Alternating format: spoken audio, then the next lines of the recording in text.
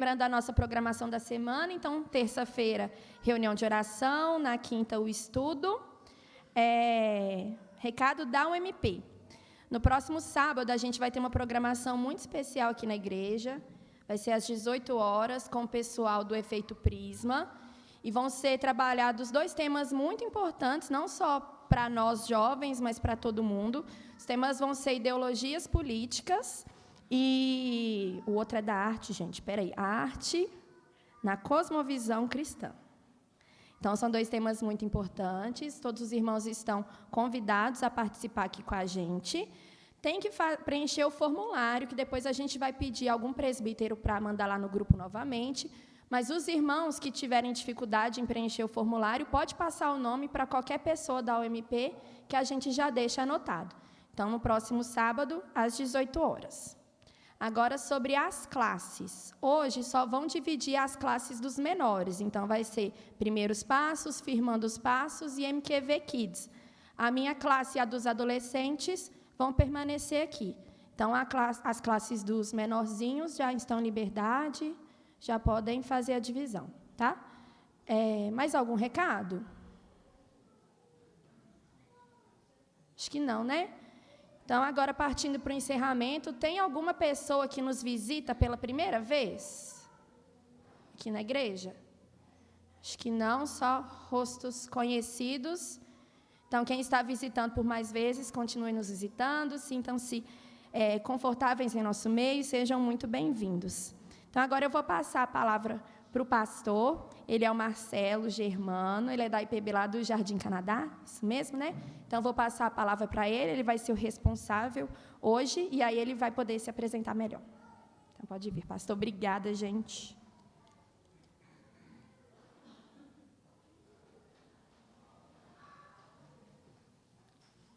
Bom dia, irmãos, a graça e a paz do nosso Senhor Jesus Cristo. Eu teria como baixar um pouco aqui o volume, porque eu falo alto, aí para não ficar muito alto, vocês não vão suportar aqui, né, pela altura do volume aqui. Se puder baixar o meu microfone, eu acharia ótimo, por favor. Eu vou me apresentar primeiro, depois a gente abre a escola, o nosso estudo de hoje. Eu me chamo Marcelo Germano Brito Líria de Oliveira, é um nome bem grande, né? Eu sou paraibano, eu não sou mineiro, mas sou casado com a mineira. Ela chama Celina Pires do Rio de Oliveira, ela é aqui de Belo Horizonte. Nós somos casados há 29 anos. Temos 2 filhos, o mais velho chama Rafael Pires do Rio Oliveira, ele é formado pela Universidade, pela PUC, aqui de Minas Gerais, formado em Direito. Trabalha atualmente hoje na B3 em São Paulo e faz mestrado na USP. E tem uma filha chamada Ana Pires do Rio de Oliveira. Rafael tem 26 anos, Ana tem 22. Ela faz moda na FUMEC. Não é? Todos moram, ele mora em São Paulo, mas Ana e Celina, Ana mora com a gente ainda. Né? Eu sou pastor da igreja, estou pastor da igreja presbiteriana de Jardim Canadá, desde 2019. Eu estava no sul de Minas, em Varginha, e vim para cá, para Belo Horizonte, para Nova Lima, em 2019. Essa seria o meu currículo básico. Né? Sou formado pelo seminário aqui do Palmares, né, Denuel Heller, terminei meu curso em 2015. Não é? Fui chamado já um pouco maduro, né? Na época eu tinha 50 anos, hoje eu estou com 63, né? Então, tem uma boa... Mas sempre trabalhei, né? Fui missionário durante muito tempo, não é? Sempre trabalhei na obra do Senhor desde 86. Mas eu achava para mim, eu não queria ser pastor, essa era a verdade. Eu achava o peso muito grande, não é? E o desafio também muito grande. Então, era missionário, ajudava na igreja, né? Fazia parte do grupo de evangelismo, grupo de missões, viajei muito fazendo missão, morei fora do Brasil fazendo missão também. Mas eu não queria nada com pastorado, não, isso para mim eu não quero. Eu quero ser mais livre, né? Mas Deus me chamou desde 86, e eu vim empurrando com a barriga, né? Dizendo no popular. Mas em 2010, ele me colocou no seminário, né? Eu comecei, mas não pude concluir em 2010, que eu tive uma fratura na coluna, fui operado, obrigado, viu? E eu passei um ano para me recuperar, então eu tranquei o seminário e voltei em 2011. e terminei em 2015 o seminário, para ser pastor. Então, estamos aqui, né, agora no desafio pastoral, né? Uma bênção do Senhor. Né? Irmãos, eu quero agradecer ao conselho, né? Primeira indicação do pastor Domingos, né, em indicar meu nome para cá, e também ao conselho pelo carinho, a atenção de me convidar, de enviar o histórico da igreja, né, informando da igreja. Eu também enviei para eles um breve currículo. Eu também quero agradecer à igreja por me receber, não é, pelo carinho e atenção de estarmos aqui hoje pela manhã, não é, na nossa escola bíblica dominical. Como é uma escola, agora vamos entrar na nossa escola. Como é uma escola, então você pode levantar a mão, tirar suas dúvidas, eu paro. Se eu souber responder, eu respondo. Se não souber, eu digo, eu vou pesquisar e mando para o conselho a resposta via e-mail. Porque mesmo a gente fazendo curso de teologia, né, a gente não sabe tudo, porque Deus não se esgota. Se você acha que vai chegar na eternidade e vai dizer, pronto, conheci a Deus, você não entendeu nada da Escritura. Deus é inesgotável. Até na eternidade a gente vai continuar aprendendo a respeito de Deus. Não se esgota. Então, não sou eu, né, nem a minha capacidade que vai dizer, olha, eu estou pronto. Não estou pronto nada. A gente continua, né, na caminhada, conhecendo e aprendendo e sendo impactado pelo Evangelho e pela graça do Senhor. Então, o que eu puder responder e souber responder, eu respondo dentro da Escritura. Mas, se for uma pergunta muito, né, inteligente, né, que eu tenho que parar para estudar, digo, isso aqui eu vou parar para estudar para poder responder à igreja. Nós vamos hoje estar trabalhando, eu não sei se vocês conhecem esse livro aqui, O que é Ser um Cristão, um Manual Reformado e Discipulado, do pastor Leandro Lima. Eu estou aplicando esse livro na igreja, na Escola Bíblica Dominical, classe única. Havia divisão de classe de catecúmenos e a classe de adultos e a classe de crianças. Lá minha igreja lá é pequena, tem 30 membros na minha igreja. Então, percebendo a necessidade de uma fundamentação melhor, né, nos princípios básicos da fé cristã, eu juntei as classes, né, a classe de adultos e a classe de catecúmenos numa classe só, fazendo uma reciclagem, né, dos princípios da fé com a classe de adultos e aproveitando, fundamentando a fé cristã na classe dos catecúmenos. Então, nós estamos seguindo esse livro aqui, espetacular esse livro. Não sei se os irmãos conhecem. Alguém conhece aqui esse livro? Então, tá. Então, o que eu vou falar aqui hoje está dentro desse livro aqui, está dentro do livro do pastor Leandro Lima. Muita coisa aqui ele vai falar por mim, eu vou só endossar e, não é, alargar um pouco aqui os comentários, né? Então, nada é novo, não é da minha cabeça o que eu vou falar aqui, mas já está escrito e fundamentado por ele, não é? Então, para os irmãos não pensarem, não, o nosso pastor sabe muito. Não, eu não sei muito, eu vou ler aqui o livro e a gente vai discutir em cima do assunto dele, né? Nós vamos tratar aqui do assunto, o tema básico dele aqui é manifestações espirituais. Tem até uma classe de catecúmenos aqui, não é isso? Adulto 2, né? Ou é adulto 1. Está tratando sobre esse assunto aqui. Então, eu vou tratar desse assunto, mas especificamente profetas e profecias. Nós vamos tratar desse assunto hoje, sobre profetas e profecias. A minha pergunta para a igreja, iniciando a nossa classe dominical, não é, existe hoje profetas, o ofício profético, e existe profecia na igreja hoje? Então, pensa, agora vamos orar, para que Deus nos dê a graça, né, e nos abençoe na nossa aula de hoje. Baixe sua cabeça, vamos orar ao Senhor. Pai, obrigado pela Tua graça e bondade sobre nós, Senhor, pela Tua presença, que é, Senhor, o fator principal de estarmos aqui, Senhor. Não viemos aqui porque quisermos vir aqui, Senhor, mas viemos aqui movidos pelo Teu Espírito Santo para sermos consolados, exortados, né, e confrontados pela Tua palavra, Senhor. Obrigado por quem o Senhor é, obrigado por Cristo, pelo Teu Espírito Santo que habita em nós. Agora, Senhor, que vamos adentrar num tema que tem a ver com a Tua palavra, com a Escritura, que o Senhor ilumine o nosso coração, abra a nossa mente, para que nós possamos, Senhor, nos alegrar na Tua presença e gozar do Senhor, Pai, com alegria, com saúde e com maturidade. Assim te oramos, em nome de Cristo. Amém. Então, irmãos, a minha pergunta foi, existe hoje profetas na igreja? Existe hoje profecias na igreja? Sim ou não? Sim? Sim ou não? Então, não. Então, está dividido aqui, sim e não. Então, vamos caminhar aqui no nosso tema, né?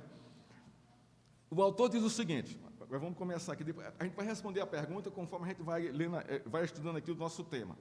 A revelação e o ato divino pelo qual Deus se dá a conhecer, não é? É a revelação. Deus se revela à sua igreja. Deus se auto-revela. Não porque você pediu para ele se revelar. Mas isso é uma atitude dele. Deus, ele por si próprio, se revela a seu povo. Isso está de Gênesis a Apocalipse. Não é o homem que busca a revelação de Deus. Ele não tem capacidade para isso, não pode fazer isso, pela sua natureza pecadora.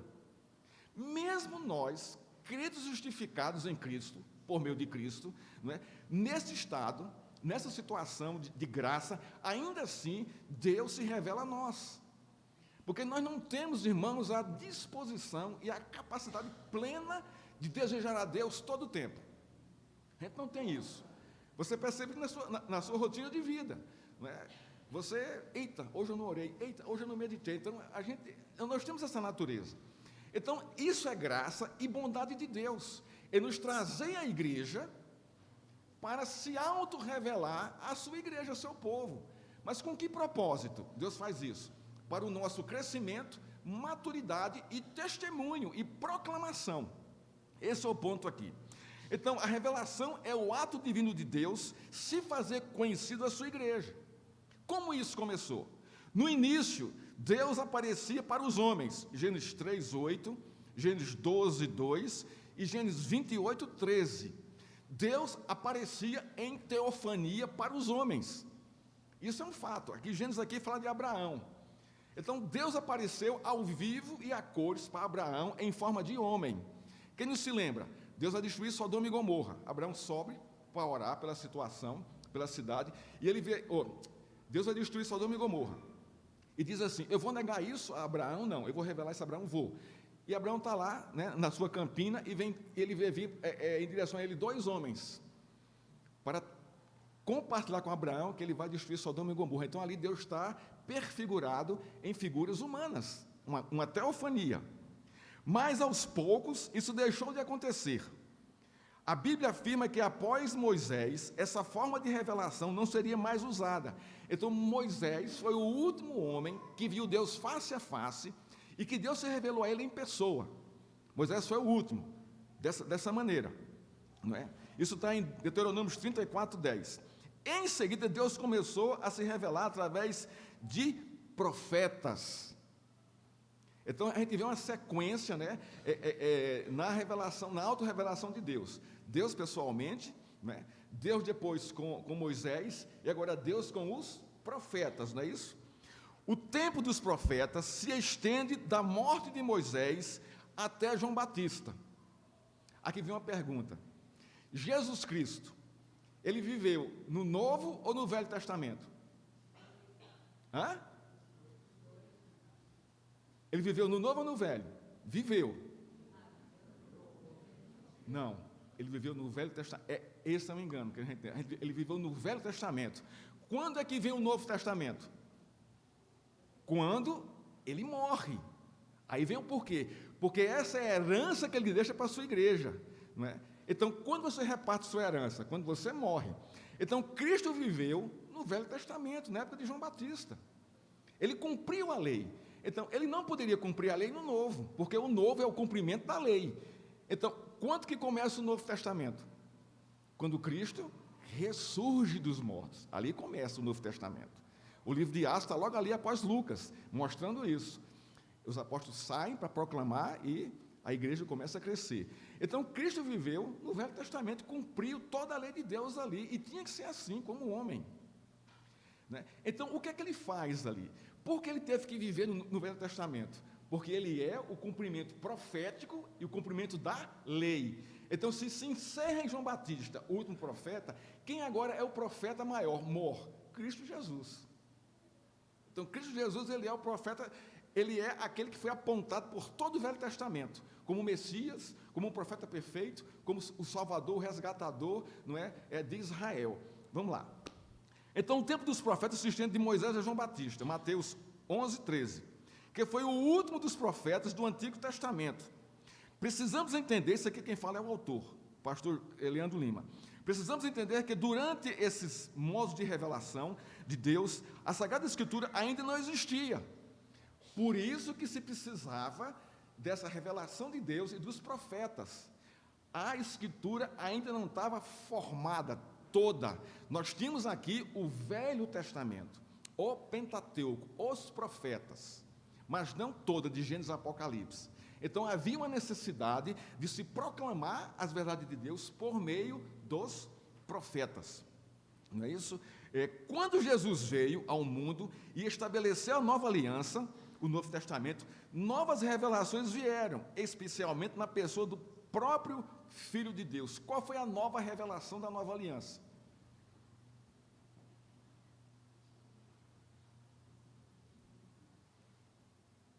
Jesus Cristo, irmãos. Ele é a nova revelação, não é? Então, Cristo, ele abre, não é? Ele traz essa nova revelação. Eis o que foi dito, eu, porém, vos digo. Você está vendo? Está lá em Mateus isso, o texto que a gente leu hoje, né? Então, ele vai corrigir, não é, toda a interpretação da lei que os fariseus haviam torcido para aplicar aos seus propósitos. Então, ele veio e conserta isso. Então, ele é um novo, ele é a nova revelação plena do Velho Testamento, sendo viva no Novo Testamento. Após a ascensão de Jesus, continua aqui o autor, principalmente no período dos Atos dos Apóstolos, enquanto o Novo Testamento ainda não havia sido escrito, o Novo Testamento. Qual é o primeiro livro a ser escrito no Novo Testamento? Na década de 50, o Evangelho de Marcos. Depois aí a coisa começa a caminhar e começa a ser escrito. Quando Paulo aparece na história, depois de 30 anos da morte de Cristo, aí que Paulo é o grande autor do Novo Testamento, com relação à doutrina apostólica. Paulo é o grande sistematizador da doutrina para o Novo Testamento. Escreve 13 cartas. Então, nós temos aqui um autor profícuo do Novo Testamento. Então, vamos lá. Diz assim: o ministério dos apóstolos e o ministério dos profetas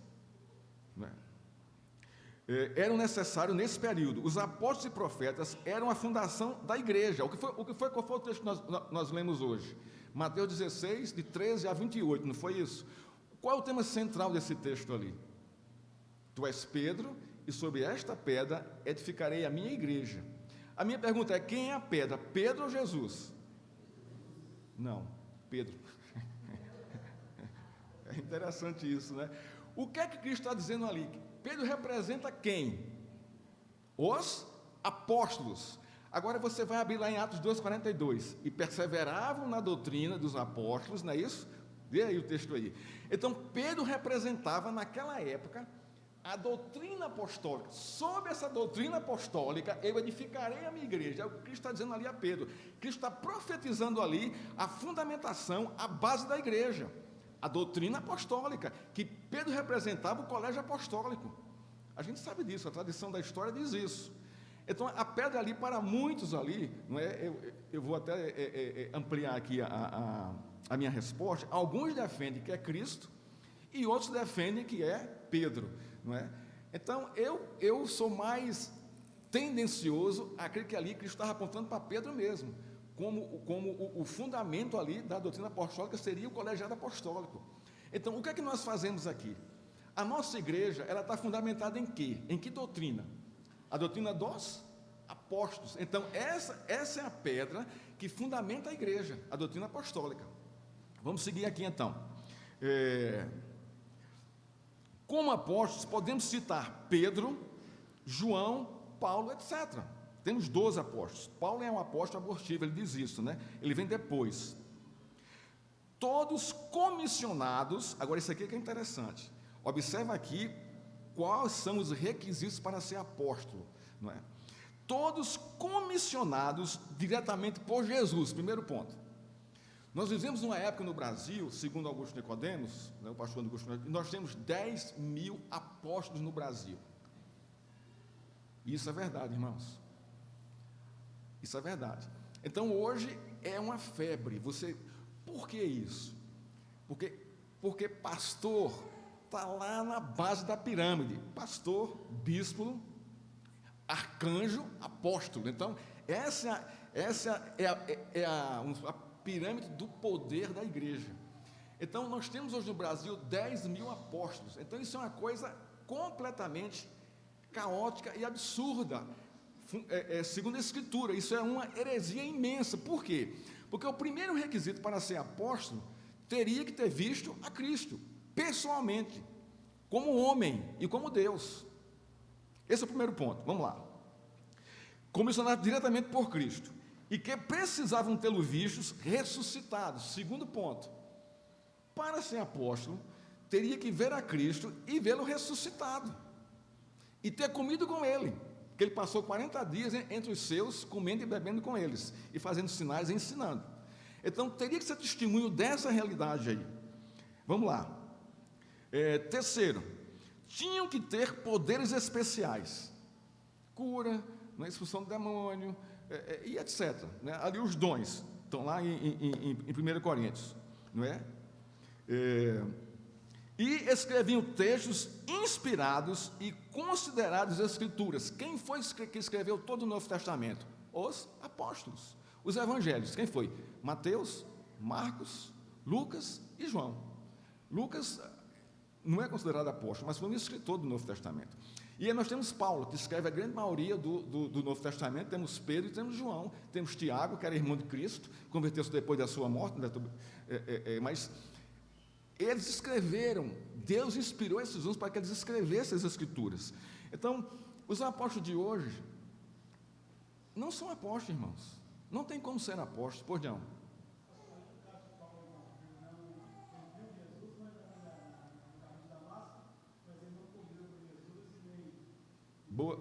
Boa pergunta. Paulo se considera um apóstolo fora de tempo. Ele mesmo se considera isso. Né? Mas Cristo apareceu para Paulo. Esse é o ponto, essa é a diferença. Paulo viu a voz dele. Ele viu a Cristo. Não é? Então, isso faz uma diferença aí. Mas o próprio Paulo não se considerava, não é, um apóstolo como os outros demais, porque o seu chamado é bem posterior, não é, ao dos apóstolos, e as circunstâncias são outras, completamente diferentes. Mas nem por isso, né, a igreja deixou de considerá-lo apóstolo. Não é?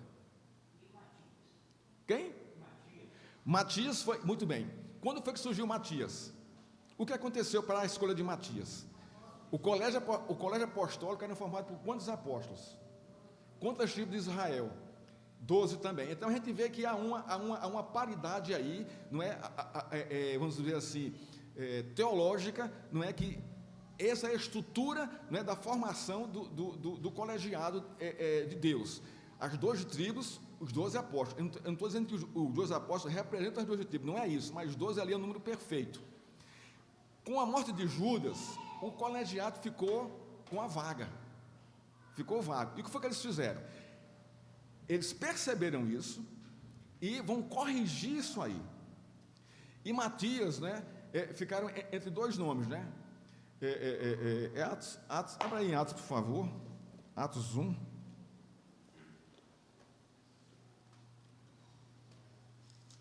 É Matias e... não estou lembrado do nome do outro. Hã? Pode falar. Silas, é isso mesmo. Então, eles ficou entre os dois. E é interessante que o Matias, ele é escolhido antes do derramado do Pentecostes, antes do derramado do Espírito Santo. Então, a ação, o derramado do Espírito Santo só vem após o colegiado formado, não veio antes. Então, Matias é escolhido, Matias caminhou com Jesus Cristo, Matias viu a ressurreição de Cristo, viu a sua, porque era discípulo dele. Os discípulos participaram de tudo isso, mas ele ainda não era apóstolo, mas foi colocado no colégio apostólico, não é? Ele está no capítulo 1, do verso 12 em diante, não é? Então, deixa eu ver aqui como é o outro que ainda chegou. Era José, chamado Barsabás, e Matias, eram os dois. E eles oraram ao Senhor e Matias foi escolhido. Logo em seguida vem o capítulo 12, que é o derramado do Espírito Santo. Então fechou-se o colégio apostólico. Então Deus retoma, né, e envia o Espírito Santo. Esse é outro tema também aqui muito, muito, muito tenso na igreja. Porque alguns entendem que o Atos 2, eles chamam de batismo no Espírito Santo. Então, e a primeira característica é falar em línguas, não é? Falar em línguas, né? Então, o que acontece em Atos 2 não é batismo no Espírito Santo, e ficaram cheios do Espírito Santo. Ficar cheio é uma coisa, e ser batizado é outra. Por quê? Porque o batismo acontece no ato da sua conversão. Não tem como Deus lhe eleger sem primeiro colocar em você o Espírito Santo para lhe convencer do pecado, do juízo e da justiça. Não tem como, irmãos. A gente recebe o Espírito Santo no ato da nossa conversão. Então você já foi batizado com o Espírito. Ele é o selo da nossa aliança com Cristo, o Espírito Santo. O que acontece em Atos aqui, eles ficaram cheios do Espírito Santo. Isso pode acontecer hoje? Eu creio que sim. Deus pode soprar aqui um avivamento aqui e a igreja vai ficar cheia do Espírito Santo. Ok? Podemos voltar.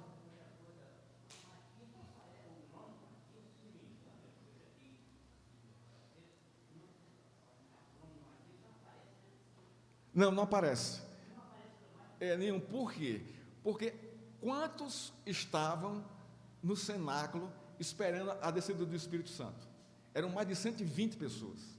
E não conta ali, a gente não sabe quem são ali, os 120. Eram quem? Os discípulos de Cristo. Então a gente entende que Matias era um discípulo, testemunho ocular de Cristo. E ele foi escolhido. É como aqui na igreja, não é? Deus pode escolher aqui presbíteros e diáconos, mas a gente não sabe quem Deus vai escolher. E ele vai e chama, pinça, e depois apresenta aqui. Então, essa escolha não é de gente que fazia parte do convívio direto com Cristo, os seus discípulos. A sua pergunta é muito boa, não é? É muito interessante, não é? Porque a gente traz para o nosso contexto aqui. Quem aqui sabe que vai ser presbítero? A gente não sabe quem são aqui. Vamos supor, vai ter eleição para os presbíteros aqui, a igreja indica uns, o conselho indica outros, e aí pergunta se quer, se aceita, se não aceita, então. Mas a gente não sabe. A escolha é de Cristo, mas a escolha é feita dentro da igreja, não fora da igreja. Então a escolha de Matias foi dentro do grupo de discípulos, não foi fora.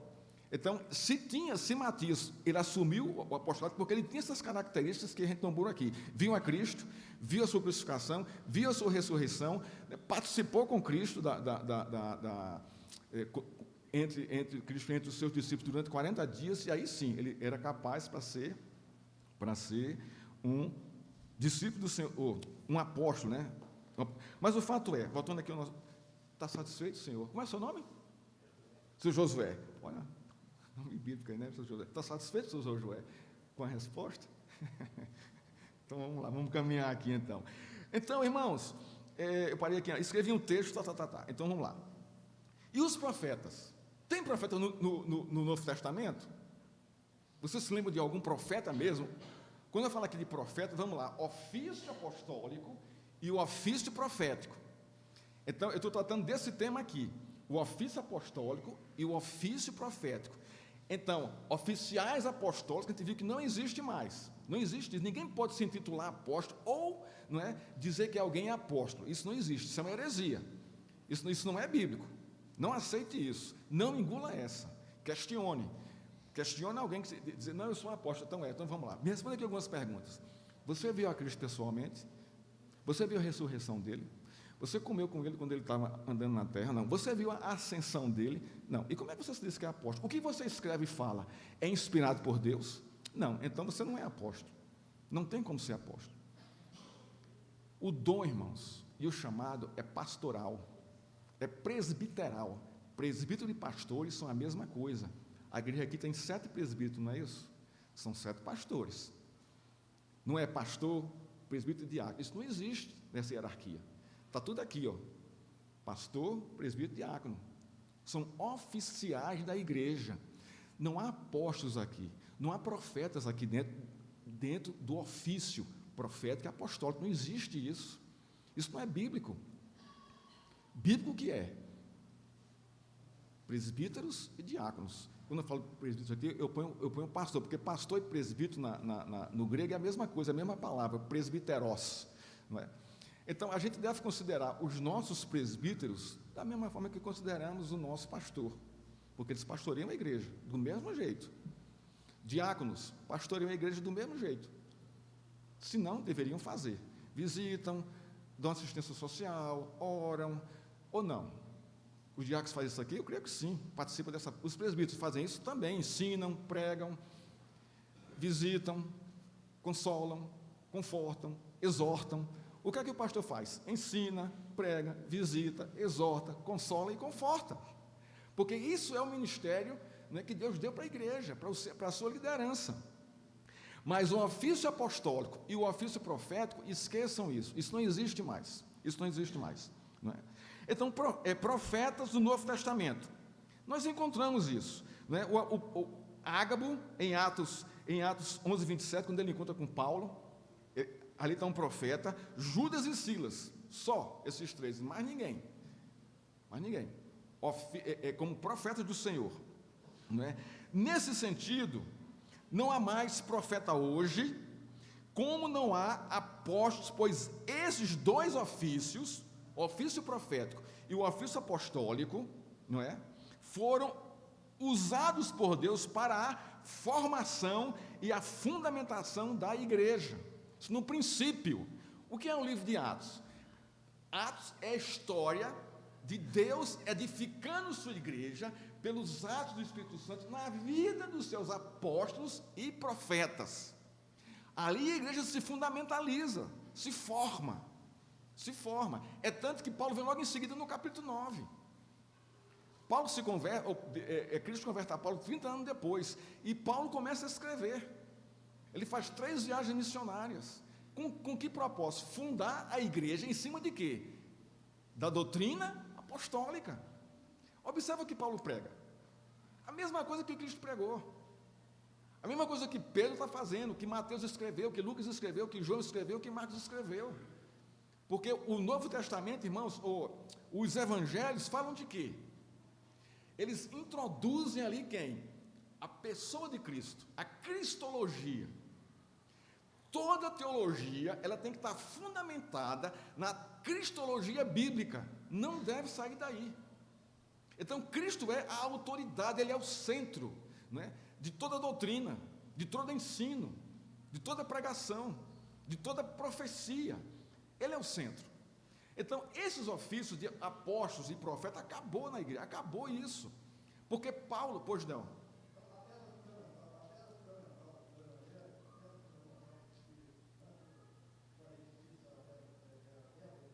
A pedra fundamental é Cristo. É Cristo.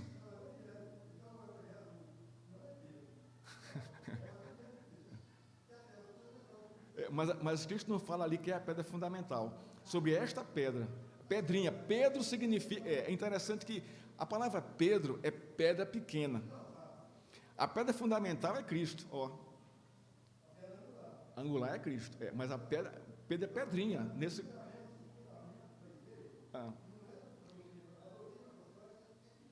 Então, está correto seu entender. A lógica é essa aí.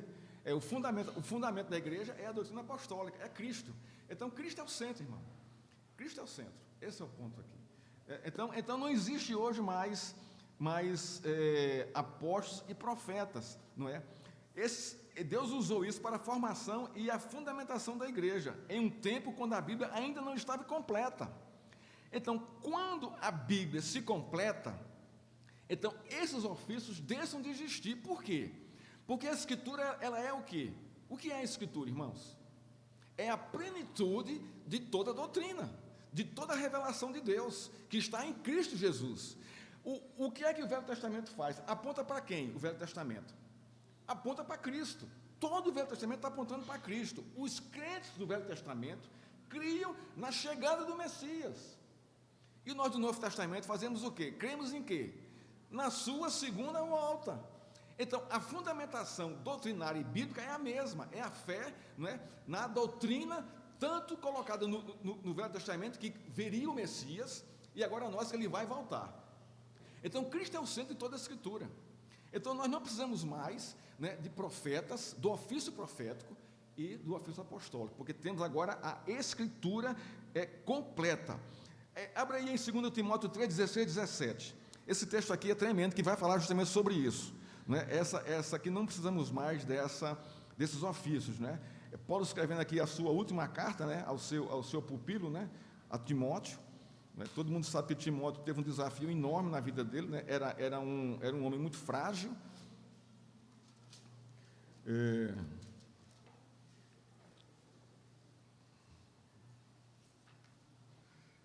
2 Timóteo 3, olha que texto tremendo esse aqui, mas eu gosto muito desse texto aqui, porque vai dizer justamente isso, né? Vai mostrar o que é a Escritura, o seu objetivo e o seu propósito, para a própria igreja, para mim e para você. O texto diz assim: toda a Escritura é inspirada. Quem inspirou a Escritura? Deus. Inspirou para quem? Para os seus servos. Inspirar o que é? É soprar. Ele soprou. Então Deus usou homens para trazer a sua revelação. Então toda a Escritura, de Gênesis a Apocalipse, ela não contém palavra de Deus. Ela não tem partes de Deus ali. Ela é toda, Gênesis a Apocalipse. Então não se engane, né, com essas falácias que há por aí. Não, ela contém a palavra de Deus. Não, tem uns trechos que ali realmente é verdade, mas outros, ali foram homens que escreveram. Não, toda a Escritura é inspirada. Nós temos em nossa mão um tesouro eterno, um tesouro de uma dimensão de valor imensa. Está em nossas mãos a face, a impressão digital de Deus, o seu coração. A Escritura revela isso, irmãos, o coração de Deus para o seu povo. Não é para todos. A proclamação é para todos, mas a comunhão, o conhecimento e a intimidade do Senhor é para o seu povo. Quando nós chegamos aqui domingo na igreja, irmão, e abrimos a Escritura, Deus está rasgando o seu coração para que a gente penetre lá por meio da sua palavra e nos confortemos e nos consolemos com isso. Isso é divino, isso é inimaginável. Nós temos acesso aqui ao coração de Deus, e a gente muitas vezes não dá valor a isso, acha que é normal, não lê a Escritura, não estuda, não medita, não é? Está em casa a semana inteira, mas, irmão, não é normal isso. Isso é uma coisa tremendamente divina. Deus nos chama a ter acesso ao seu coração e se revela a nós para que a nossa vida tenha graça, alegria, esperança, conforto e consolo, mesmo nessa situação que nós estamos vivendo hoje. Então, olha o que diz 2 Timóteo 3, 16 em diante. Toda a Escritura é inspirada por Deus.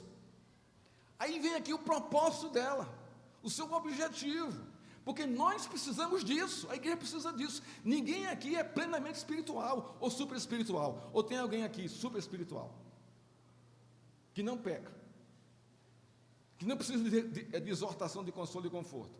Não existe, irmãos. Nós somos salvos, somos justificados, mas a nossa natureza ainda é miserável, é pecadora. Você sabe qual é a minha maior luta? Não é com as pessoas, não é com a situação, não é com o governo, não é nada, é comigo mesmo, é o meu pecado. Eu não consigo controlar a minha mente em muitas coisas. Nossa, como é que eu pensei isso? Como é que eu desejei isso? Pecado, irmãos, não tem como. Se eu pudesse arrancar essa natureza do meu coração, arrancar e jogar no lixo, eu fazia isso, mas eu não posso, não tem como. Vai chegar o tempo para isso na segunda vinda de Cristo. Toda a Escritura é inspirada por Deus e útil, primeiro, para o ensino. O que é que está me dizendo isso? Eu preciso de ensino. Isso aqui é para a igreja. Isso é Timóteo falando para a igreja. Paulo falando para Timóteo, Timóteo falando para a igreja de Efésios, lá de Efésios, uma igreja complicadíssima. Outra coisa, não há igreja perfeita no Novo Testamento, nenhuma delas. Todas são imperfeitas, cheias de creca, carrapicho, confusão, contenda, facção, um monte de coisa, falsas doutrinas. Isso é igreja. Agora, existe o remanescente? Existe. Aqueles que querem, que buscam, que desejam, existe. Falsos profetas, falsos irmãos. Então, ela é útil primeiro para o ensino. Nós precisamos de ensino. Segundo, para a repreensão. Nós somos pessoas repreensíveis por Deus, irmãos. Ninguém aqui é perfeito. Ninguém aqui é perfeito. Não se acha perfeito, nem superespiritual, nem maduro na fé. Nós estamos em uma caminhada, nós estamos peregrinando para isso, mas ainda não se completou, e só vai se completar quando Cristo voltar. Mas qual é a nossa luta? Seguir firme nesse caminho, nesse propósito. Terceiro, para repreensão. Terceiro, para correção. Ensina, repreende e corrige. Quem faz isso? A Escritura. Por meio de quê? Da pregação e do ensino, e da meditação, pessoal. Vai mais além. Para educação na justiça. Que justiça? Ele fala aqui. Justiça de Deus. Mas qual é a justiça de Deus? Como você traduz isso para o nosso dia a dia?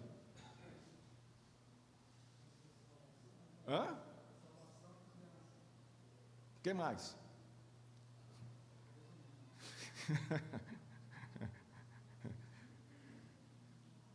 A justiça de Deus, irmãos, é tudo aquilo que é a constituição do seu reino. É toda a Escritura, é a sua justiça. Está revelada lá. Leia o Pentateuco da forma correta, você vai ver ali a justiça de Deus ali, o tempo todo. Vê Cristo. Cristo é a pura confirmação da justiça de Deus. Então, é amplo, a coisa não se limita só à salvação e à justificação, ela vai mais além. A vida diária, o cotidiano, o nosso dia a dia, os nossos atos têm que refletir a justiça de Deus. Perdão, quebrantamento, respeito, amor, confronto ao pecado, tudo isso é a justiça de Deus. Né? E olha o propósito, a fim de, aí vem aqui, para que tudo isso? A fim de que o servo de Deus seja perfeito e perfeitamente habilitado para toda boa obra. Então, o ensino, a repreensão, a correção e a educação da justiça, ela deve refletir em minha vida, nas minhas obras, no que eu faço, no que eu penso, na minha relação com os outros. Isso é tremendo, irmãos. Isso é maravilhoso. Né? Então, essa é a função da Escritura. Então, o ofício profético e o ofício apostólico acabou. A Escritura agora está completa. Está completa. Né? Agora, a minha pergunta para a gente encerrar aqui a nossa aula aqui, não é? É o seguinte, Paulo fala em 1 Coríntios, capítulo 12, verso 8, 14, 6 e 26, do dom profético. E agora? Vocês creem no dom profético? Acredita no dom profético? Então, me responda, o que é o dom profético? Tá. É usado por Deus através da palavra. Quem mais? Como você interpreta isso? Você tem o dom profético? Ou você tem que orar pedindo a Deus o dom profético? Você tem ou não tem o dom profético? Sim ou não? Irmão, não tenho medo de responder, não. Isso aqui é uma classe dominical. Às vezes a gente se envergonha, né? Tá. Pode...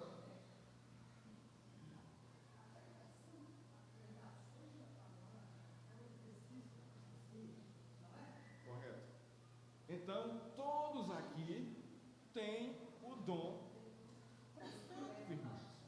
Não há mistério aí. O que é o dom profético? É o dom de proclamar a palavra de Deus. E isso foi derramado sobre a igreja. Todos aqui podem pregar. Todos aqui podem testemunhar. Todos aqui podem abrir a Escritura e ler para alguém. Isso é a manifestação do dom profético, o dom de proclamar as virtudes daqueles que vos chamou das trevas para a sua maravilhosa luz. Então, todos os crentes, eles têm esse dom profético. Agora, se ele exerce ou não, aí é com ele. Aí é ele entender isso aí. Então, o dom profético está lá em 1 Coríntios 12. Será que esse dom ainda existe? Claro! Paulo disse que esse dom deveria ter a proeminência na igreja. Mas como? Mas o crente que tem o dom de profetizar não é um profeta e nem um apóstolo, no sentido de possuir um ofício. Então, você que prega a palavra de Deus, você não é profeta, no termo de você não tem um ofício profético, nem você tem um ofício apostólico para isso. É o que Paulo está dizendo aqui. O dom de profecia serve para edificar a igreja, tendo a função de edificar, exortar e consolar as pessoas. Quando você vai na casa do irmãozinho crente, ele está lá triste, está lá doído, né, pela situação, está passando por uma prova muito grande, né, está desanimado, não quer ir para a igreja, não quer, aí você vai lá, não, irmão, vamos lá, vamos orar aqui, vamos ler aqui a palavra, não pode ser assim, vamos lá. Então, o que é que você está fazendo ali? Você está agindo o que ali? Você está usando o dom profético para animar o irmão, para consolar o irmão e para exortar. Irmão, é interessante isso aqui. O que significa a palavra exortar? Exortar o quê? Quer dizer, olha, você pecou e por isso vai acontecer isso na vida, você está condenado, você da comunhão da igreja. Isso é exortar? Conselho, né? Conselhar. O que é exortar? Conselhar o que mais? Qual o sentido bíblico de exortar?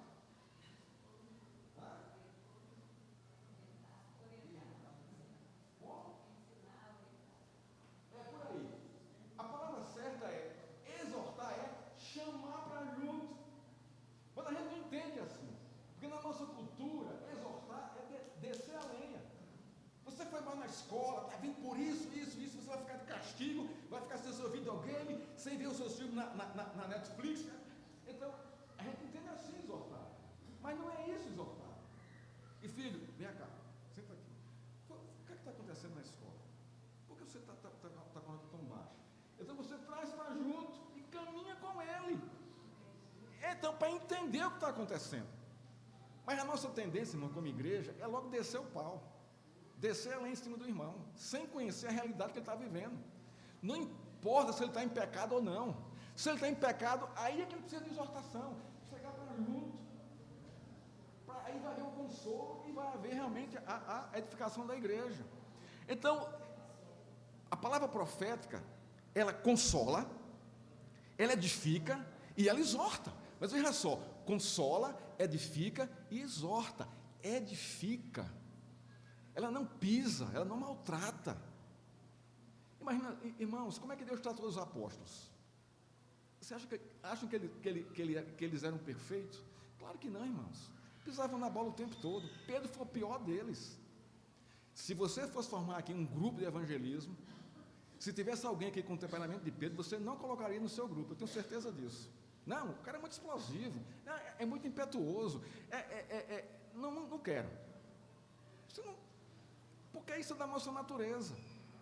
Não quero João não, nem João nem Tiago, porque os caras estão de olho no poder das regalias. Não, aí chega lá a mãe de Tiago, Senhor, no teu reino põe uma direita e outra esquerda, olha só. Então, o colégio apostólico, irmão, era completamente assim, imperfeitos, homens imperfeitos, com desejos humanos como eu e como você. E como é que Deus tratou esses homens? Como é que Ele exortou esses homens? Trazendo para junto. Pedro, tu não sabe o que está dizendo, Pedro. Tu vai me negar 3 vezes. Agora, olha a forma que Jesus Cristo diz. Ele diz, eu vou te condenar, você vai ser expulso do colégio apostólico porque você vai me negar. Foi assim que ele fez? Não, Pedro, você vai me negar 3 vezes. Aí negou. Como é que Jesus trouxe Pedro de volta? Como é que Jesus exortou Pedro? Tu me amas, Pedro? Aí Pedro, claro, Senhor. Olha só o temperamento dele. Claro, Senhor, que eu te amo. Aí, Pedro, tu me amas? Claro, Senhor. Claro que eu te amo. Pedro, tu me amas? De novo, Senhor. 3 vezes. Está vendo? Quando é que Pedro, irmãos, foi quebrado ao meio ali? Começou por ali.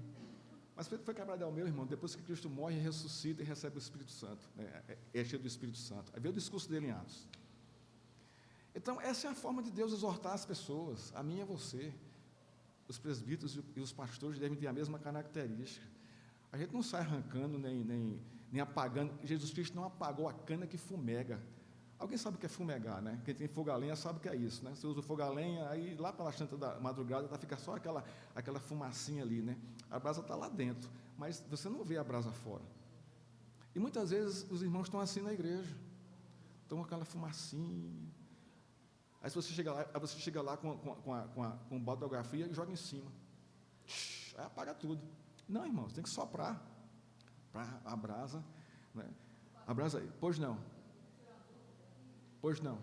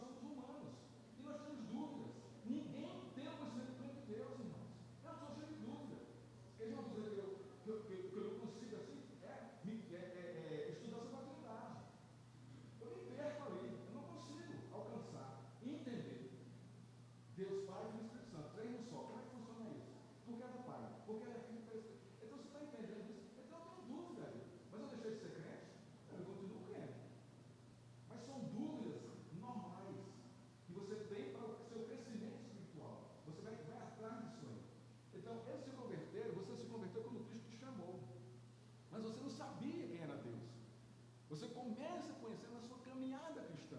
Você vai descobrindo o Senhor. Ou Ele vai se revelando a você que seria o mais correto. E você vai dilatando a sua fé. O que é fé, irmãos? A palavra fé significa o quê? Mas de uma forma mais clara, ali em Hebreus 11, explicar por ali, a gente está bem começado ali nas promessas de Deus e do que Ele é. Mas, de uma forma tranquila que a gente possa entender, fé é confiar, confiança. A palavra fé, no original do grego, é confiança. Confiança em quê? No que Ele falou. Então eu confio no que Ele falou. E é tudo. Exatamente. Então, fé é uma confiança na promessa de Deus para mim. Fé é a confiança no que Ele escreveu na Escritura, está lá escrito, e que vai se cumprir. É o que está em Hebreus 11. Eu confio que o que Ele prometeu vai acontecer sem ver. Você viu a ressurreição de Cristo? Não. Mas você crê? Crê, sem ver. Você crê na volta dele? Crê. Não crê? Mas cadê? Você não está vendo, mas vai voltar. Então, isso é a certeza das coisas que se espera, porque eu vou esperar isso acontecer e creio no que Ele prometeu. E a convicção do que Ele falou. Isso é fé. Eu tenho mais quanto tempo, hein, que eu já fugi do assunto aqui. Então, irmãos, portanto, testemunhar a respeito de Jesus é o objetivo da profecia. Todo mundo aqui é profeta. Aqueles que são crentes, né, e creem em Cristo. Basta testemunhar.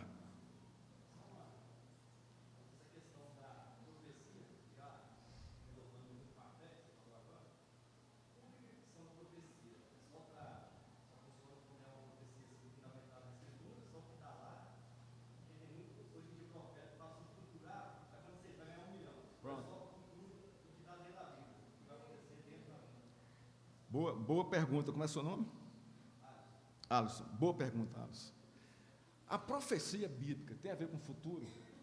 Quando eu vou profetizar, eu tenho que saber o seu futuro. Você vê isso no Velho Testamento? Você vê isso em alguma passagem a respeito disso? Só tem uma.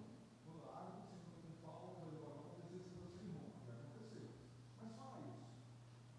Não tem. Então, a profecia bíblica, aqui, o dom profético que nós temos, não tem nada a ver com o futuro das pessoas. Nada. Isso aí é a ligação. Isso a gente precisa. Mas por que umas pessoas profetizam e isso acontece? Está ruim? Ah, tá. Desculpa, tá? Desculpa, irmãos. Então, por que isso acontece? É uma boa pergunta. Irmãos, acontece. É um fato. Mas o que é o principal? Qual é o principal na profecia? O que é o principal?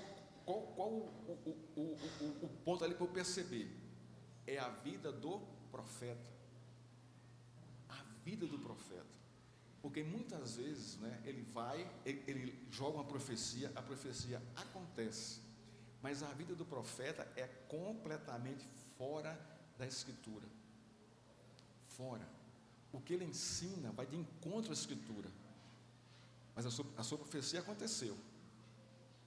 Isso é um dilema para a gente. Porque a nossa tendência é muito fácil manipular espiritualmente as pessoas, usando esse dom.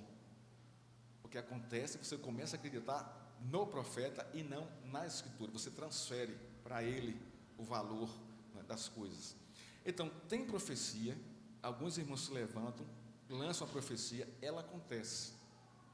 Então, você começa a crer no irmão por causa da profecia, sem levar em consideração a vida dele pessoal. E o principal da profecia, irmãos, não é se Deus está envolvido com essa profecia. Tem um texto muito interessante, né, que eu gosto aqui,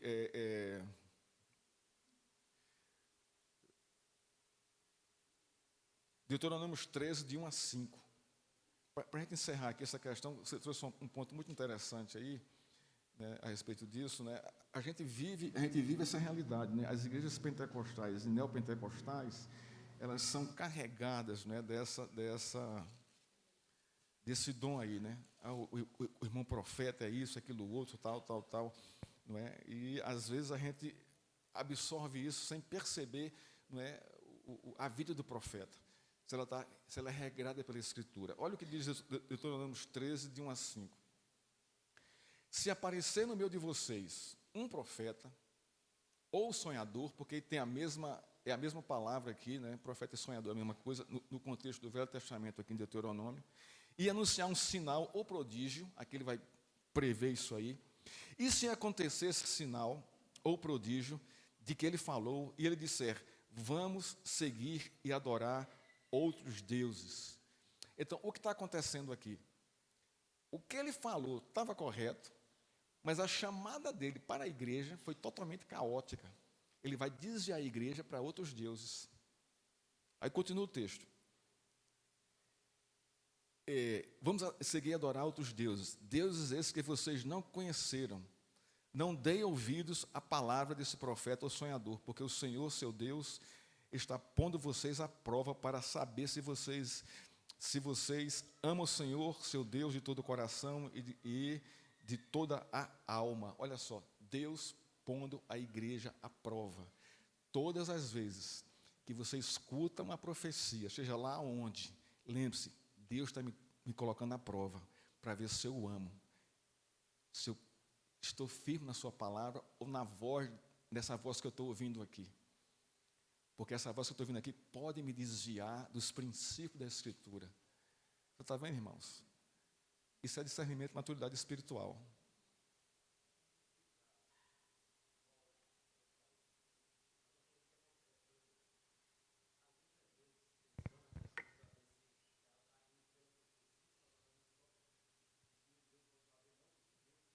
Justamente.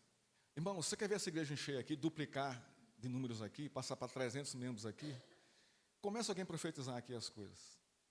E as coisas acontecerem. Ele só faz isso, mais nada, não ensina, não explica a palavra, nada. Ou traz aqui alguém que tem um dom de cura. O culto, ele abre a escritura, lê um texto, e aí começa, tal, quem está doente, enfermo, papapá, pronto. Então, o que é que ele está fazendo aí? Ele está ensinando a escritura ou está focando no dom que ele tem para atrair as pessoas? Assim são os falsos profetas, a mesma coisa. Paulo combateu isso o tempo todo no Novo Testamento, os falsos profetas. Porque eles tinham esse dom. Mas só que eles levavam a igreja para o desvio teológico. Porque se alvoravam da posição e acabou-se. É isso que eles querem, poder e fama. E Cristo fala aqui, Deus fala aqui. E outra coisa, ele conclui aqui dizendo o seguinte: olha, esse homem deve morrer, porque está dizendo o meu povo. Está dizendo o meu povo. Eu frequentei igrejas pentecostais e neopentecostais. Não é? E é um absurdo. Se você não fala em línguas, se você não profetiza, você não é crente. Não é crente. Eles dividem a igreja. E constrange muitos irmãozinhos que são fiéis ao Senhor, que não nem falam em línguas, nem profetizam, eles ficam lá, ó. Eu não sou convertido. Então vem um peso sobre a igreja, da qual Cristo não colocou.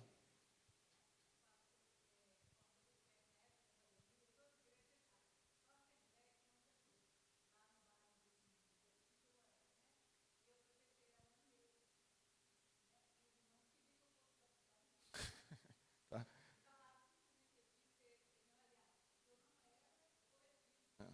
Exatamente. Tá. Olha,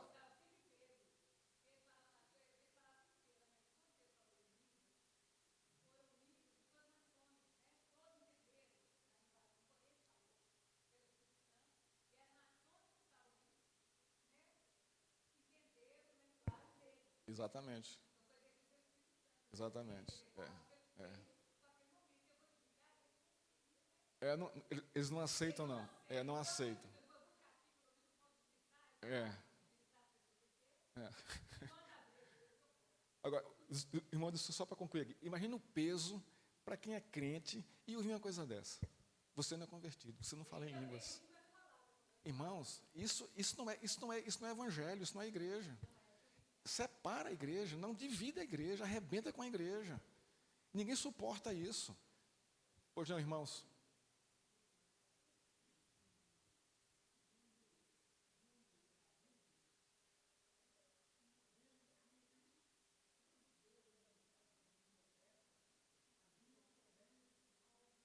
Exato.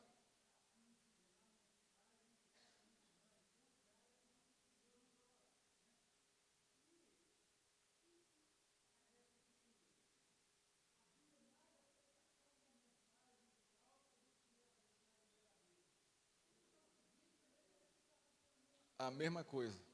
A mesma coisa.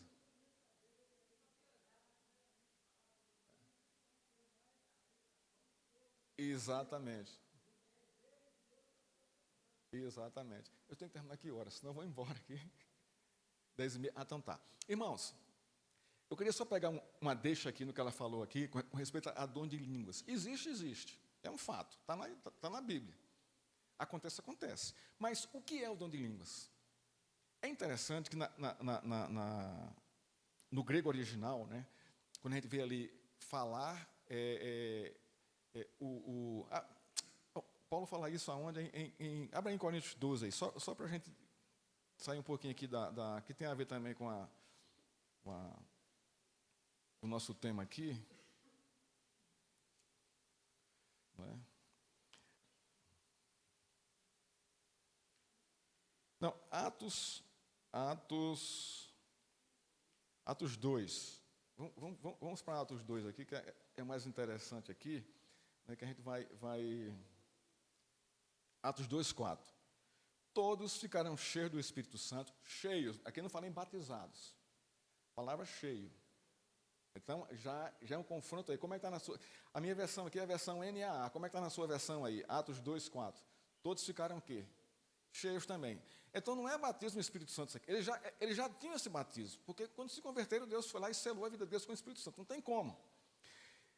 Do Espírito Santo. E começaram a falar em outras línguas. Tá, para aí.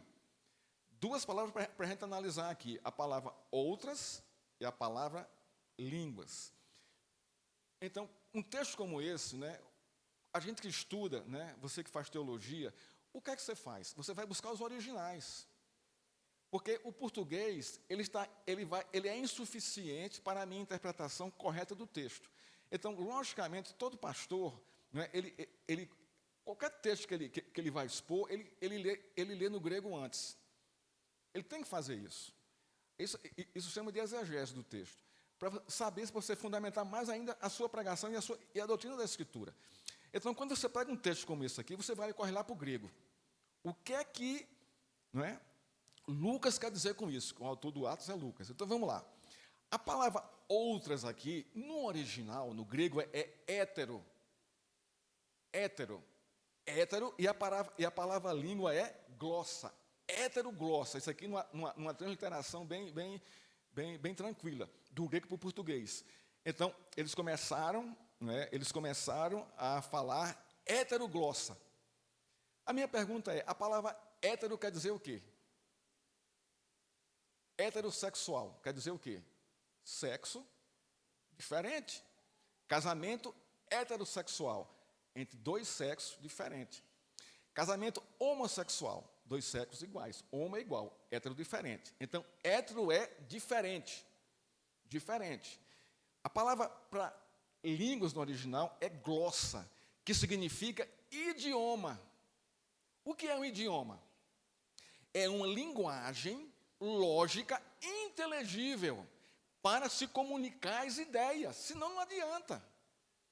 Então, quando eles começaram a falar heteroglossa, eles começaram a falar diferentes idiomas lógicos, com gramática, com sequência lógica na informação que era proclamada. Então, não pode ser língua estranha. O que é uma língua estranha? Blá, blá, blá. Pois não. Exatamente, 13. Ali eram 13 nações. E cada um falava no idioma daquela nação, e eram homens galileus. Está no texto. Então, essa expressão, homens galileus, ali está dizendo o quê? Que eram pessoas simples e iletradas. Pode vir alguma coisa boa da Galileia, né? Então, essa era a fama. Então, o dom, não é, impactou, não é, os que estavam na festa de Pentecostes ali dessa maneira. E outra coisa, o que foi que eles falaram nos idiomas diferentes de cada nação? As maravilhas do Senhor. E eles entenderam na linguagem. Então, irmãos, falar em línguas é falar idiomas. É chegar aqui alguém aqui. Então, chegou aqui um pregador americano. Ele vai precisar de um intérprete. Então, ele vai pregar aqui intérprete, né? Good morning, e começa a falar. E alguém da plateia começa a entender o que ele diz, sem precisar de intérprete. O que aconteceu com ele? O dom de línguas. Ele está entendendo a coisa. Ele está interpretando o que está ouvindo. Então, ele está entendendo a língua do fulano. Então, essa é a questão. Ou se não, o inverso. Você viaja, você vai fazer um passeio na União Soviética. Vai conhecer lá e lá se fala russo. Lá se fala russo. E você vai lá, você é convidado para ir lá na igreja, uma igreja cristã lá russa. Você vai e tal. E aí o irmão pergunta, aí com o tradutor, tem algum visitante aqui? Tem. Você levanta a mão? Tenho. Vem aqui à frente, por favor, e fala de onde você é, e você pega o microfone, e quando você abre a boca, você fala em russo. Sem nunca ter estudado, nunca ter falado. Ali você exerceu o dom e acabou. Você não vai sair depois dali falando russo. Mas para aquele momento ali, para edificar ali a igreja, né, você falou o dom. Mas você falou numa linguagem que as pessoas entendem. Se você for à igreja, qualquer dessas igrejas aqui, eu não estou aqui, irmãos, querendo criticar os irmãos, não é isso. Eu quero que vocês entendam isso. Não é isso. Mas é a maneira, não é, de que isso está sendo usado hoje. Aí eu tenho uma crítica aí, que não é da maneira bíblica. Você chega numa igreja dessa, eu já frequentei igreja pentecostal, e são palavras desconexas, que não tem qualquer tradução. Aí ele vai dizer, mas é a língua dos anjos, como está lá em Coríntios 13. Tudo bem. O que é que Paulo faz ali, irmãos? Por que Paulo usou aquela terminologia, língua dos anjos ali? Uma hipérbole para dizer, olha, a coisa é tão absurda, que se você falar a língua dos anjos e não tiver amor, não vale nada. O foco ali é o amor, não é a língua dos anjos ali. Irmãos, qual foi a língua que os anjos falaram com os humanos da época? Quando Gabriel apareceu a Maria. Gabriel era um anjo, é um anjo ainda. Qual foi a linguagem que ele usou? Foi a linguagem dele lá do céu ou foi a linguagem que para ela entender? Qual foi a língua que ele falou ali? Aramaico. Aramaico, que era a língua raiz, o hebraico vem do aramaico. Então, até isso, Deus é lógico. Quando aqueles homens falaram com Abraão, olha, Deus vai destruir Sodoma e Gomorra. Falaram com Abraão como? Em que linguagem? Toda língua falada tem que ter lógica. Qual é a lógica do português? Sujeito, predicado e verbo. Aí eu entendo a mensagem. Mas quando você fala ralabalá, balabalá, ralapacá, ralapalá, você vai entender o quê? Nada. Nem quem fala está entendendo. Então, isso é muito sério dentro da igreja, irmãos. Porque Deus é um Deus ordeiro, é um Deus lógico. Ele não vai pegar a sua mensagem, colocar na boca de alguém, sem que essa mensagem seja inteligível. Isso não funciona. Mas para algumas pessoas isso é super espiritual. Fulano fala em línguas, é espiritual. Não é. Não é. Observe a vida dele. Observe o testemunho dele. Se é condizente com o dom que ele tem. Observe a igreja de Corinto. A igreja que tinha mais dons nas igrejas do Velho Testamento. Era cheia, repleta de dons da igreja de Corinto. E era um caos a igreja. Era um caos. Inveja, disputa, facção, fofoca, briga de poder. Então, Paulo sofre demais com aquela igreja. Você vê isso na sua segunda carta. Trazendo a igreja para o prumo correto. Deus é um Deus ordeiro, os dons existem. Alguns deixaram de existir, cessaram. Mas nem todos cessaram. Estão aí. Você deve ver isso com maturidade e com ordem na igreja. Com ordem na igreja. Por exemplo, o ofício profético e o ofício apostólico, isso acabou na igreja, isso não existe mais.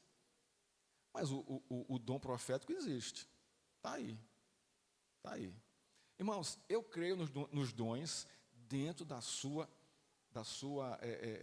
ordem, no seu exercício, não é, ordeiro, natural, submissa ao Senhor. Não essa coisa aí que está aí que distingue quem é e quem não é. Ok, irmãos? Bom, eu vou só encerrar aqui a nossa. O tema é vasto demais, né? A gente tem muito tempo aqui para discutir isso aqui, mas o ponto que eu queria trazer era justamente esse. O ofício profético e o ofício apostólico cessou, mas o dom está na igreja. Nós somos profetas, não é? Nós somos profetas. Eu queria encerrar com 1 Pedro 2,9, não é? Com esse texto aqui também, que é um texto fabuloso, não é? Escrito por Pedro, não é? que vai nortear a nossa conclusão aqui. Não é? 1 Pedro 2,9.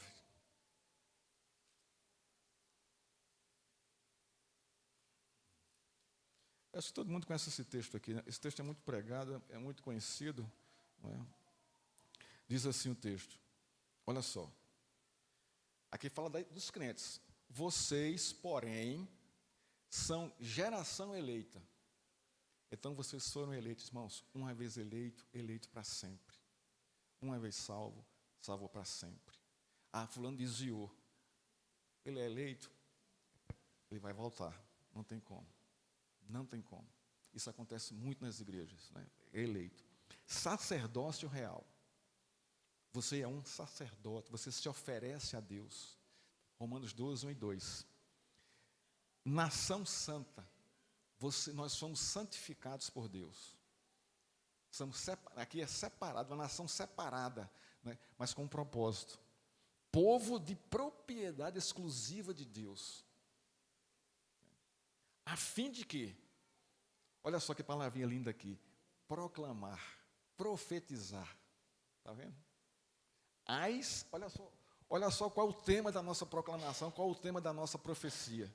As virtudes daquele que os chamou das trevas, aqui é o seu testemunho pessoal, eu era assim, agora Deus me fez assim, para a sua maravilhosa luz. Aí você vai encher de esperança aquele que está ali ouvindo. Fala da luz de Cristo, para a esperança na vida eterna. Irmãos, é muita graça de Deus sobre nós. É muita bondade de Deus sobre nós. Para que nós cresçamos e amadureçamos no conhecimento do Senhor e testemunhemos isso. Todas as pessoas que estão ao nosso redor, com alegria, com gozo, sem apontar o dedo, apenas testemunha. Cada um é responsável diante de Deus por sua vida. Isso é bacana demais. Irmãos, que Deus nos abençoe, que Deus nos fortaleça e nos dê a alegria, né, de vivermos, né, na edificação da sua igreja. Nós estamos edificando a igreja do Senhor, com nossos dons, com nossos talentos, né, para a sua honra e para a sua glória. Que Deus nos abençoe. Vamos orar ao Senhor. Pai, obrigado pela tua palavra, Senhor, pela bondade e graça que o Senhor nos dá de abrirmos a tua palavra e conhecermos o Senhor. Obrigado, Senhor, porque a profecia é um dom de todos os crentes e que nós podemos exercer, Pai, proclamar a tua palavra para as pessoas, com a nossa vida e o nosso testemunho, revelando, Senhor, a tua graça, a tua bondade, a maravilhosa luz do teu evangelho, Senhor. Obrigado por Cristo. Obrigado pelo Espírito Santo que habita em nós, Pai. Assim te oramos e te agradecemos em nome de Cristo. Amém. Amém, irmão. Deus nos abençoe, nos fortaleça. Espero voltar aqui outras vezes, né? Para a gente trazer. Eu estou aqui hoje à noite, coisa boa, né? Hoje à noite, leia o Salmo 27. O meu tema hoje vai ser, eu vou pregar hoje sobre o Salmo 27. Não é? A confiança desenvolvendo ou cultivando, a palavra melhor é cultivando a nossa confiança no Senhor. Salmo 27, Salmo de Davi. Então, leia o Salmo em casa, dê uma lida antes de vir para a igreja, né, para já chegar aqui familiarizado com o texto. E nós vamos trabalhar sobre isso aí. Vamos trabalhar 3 pontos aí, né? Desenvolvendo a confiança no Senhor, aí vai ser surpresa na hora, né? Os temas que nós vamos desenvolver aqui. Mas é o Salmo 27. Tá? Que Deus abençoe, foi um prazer conhecê-lo, né? Essa troca. Eu gosto de aula assim, irmãos, levanta o braço e questiona. Pastor, eu acho que é assim. Como o irmão falou, eu acho que a pedra é Cristo, não é Pedro, não é, sabe? Isso movimenta a igreja. Isso desenvolve a gente a pensar. E os seus questionamentos talvez sejam dos outros, não é? E isso é bom, essa interação, né? Que todo mundo cresce junto, não é? E a gente percebe isso, né? Isso é muito bom. Isso é a igreja do Senhor. Então, Deus nos abençoe, né? Tenha uma boa tarde, um bom almoço. E às 18 horas aqui, 19 horas. Aí vou trazer minha esposa, né? Para vocês conhecerem a minha esposa. Então, Deus abençoe. Ela não veio, tá?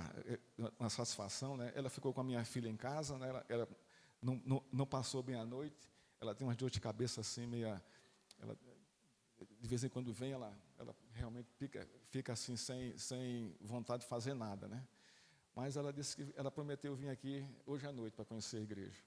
Eu queria muito que ela viesse. Não, eu estou cansado, não dormi direito, não dor de cabeça, tá, então tá, fica quieta aí. Então, mas ela vai estar aqui hoje à noite. Deus abençoe, foi um prazer conhecê-los. Até às 19 horas. Amém, pastor. Obrigado. Amém, irmãos. Agradecemos mais uma vez, né, o pastor, nesta manhã, continue abençoando a noite. E agradecemos também a presença de cada um dos irmãos. Só reforçando alguns avisos aqui, antes de nós sairmos, o zelador, como todos sabem, estão de férias, né? E que contamos com a colaboração dos irmãos para que, ao encerrar os cultos, os irmãos conversem do lado de fora, porque os irmãos que vão fechar a igreja vão fechar rapidamente, porque eles também têm que ir embora. Então, agora na escola dominical, no culto à noite, os irmãos estejam ali, né? O pastor estará na porta, previu o presbítero Romar, esteja acompanhando o pastor à porta para estar cumprimentando os irmãos. Não, agora pode ir lá cumprimentar os irmãos. E, nesse sentido, nós contamos, então, com a colaboração dos irmãos para encerrar os trabalhos, né, estejam se deslocando mais rápido para que os irmãos tenham condições de fechar a igreja. Um bom dia e até a noite. Sim, o José Sabino ainda está internado. O Ronaldo disse que houve algumas melhoras e esperamos que essa semana já consiga receber a alta.